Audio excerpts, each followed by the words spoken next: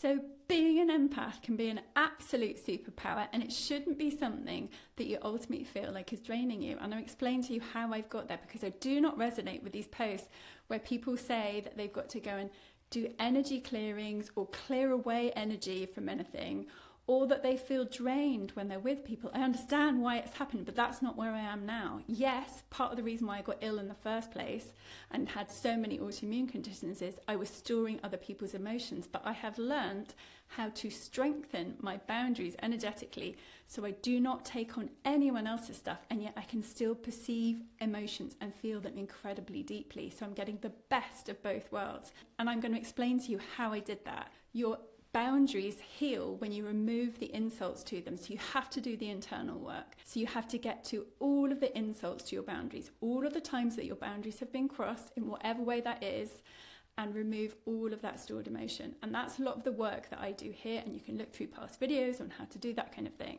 The other thing is not taking on the belief that you are a sponge. The more you watch videos about being an empath, the more you take on the belief that you are a sponge. And I've seen it happen with people who go, oh, well, I went on this retreat, I was with lots of people, and I know I'm an empath, so I was floored by it.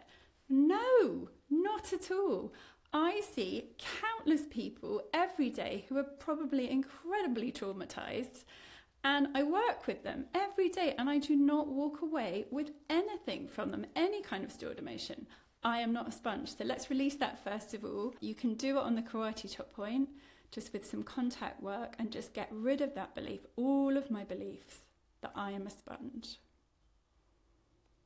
All of my beliefs that I take on other people's stuff. All of my beliefs that I get drained by other people's emotions. All of my belief that I easily store other people's emotions.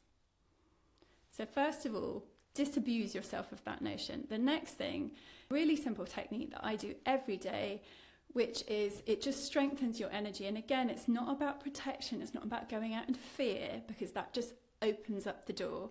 It's about using this point, which is the opposite of your belly button on your back.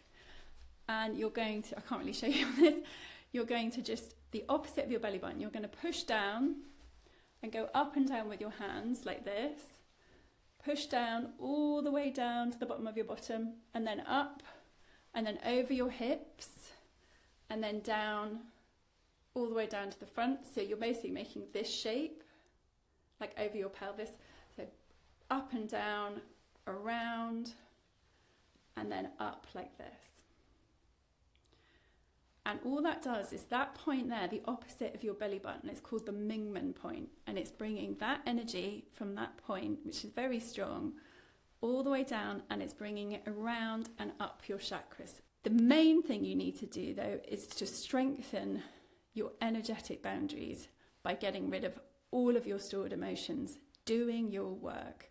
And also, along with that, it stops you from taking on other people's emotions, because it's almost like you're rebuilding that membrane.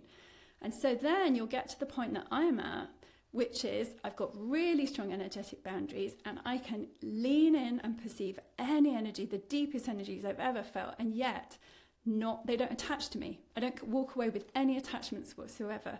And that is when your empath abilities become your superpowers, because there's no downside.